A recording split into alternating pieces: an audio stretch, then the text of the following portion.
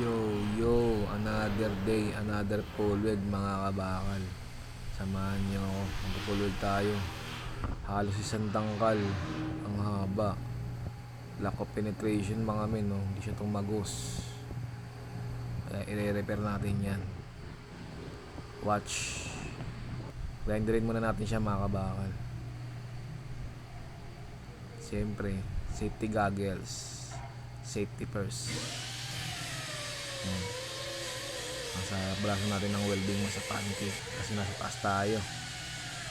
Kaya ang babaan yan mga kabakal. Kaya pupuloy na natin siya. Tamang vibes lang tayo sa music natin dyan mga kabakal. Sabay-sabay natin panoorin. Game.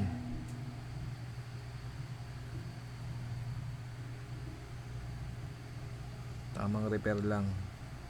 Kasi pag hindi natin ni-repair to, pag nakita ng nag-check na QC na hapon, mamarkahan yan. Obligado pa rin balikan. Nakakapagod yun. Kaya dito pa lang, i-sureball na natin. Kumbaga, may balikan man, minor na lang. Tamang full width lang mga kabakal. Papas forward na natin yan kasi halos isang dangkal yung haba. Haba ng video. Makagalit si Lolo Mets. Yan, tapos na. Kusa na siya natanggal yung islag mga kabakal. Yan, pag gaganyan, pwede na yan.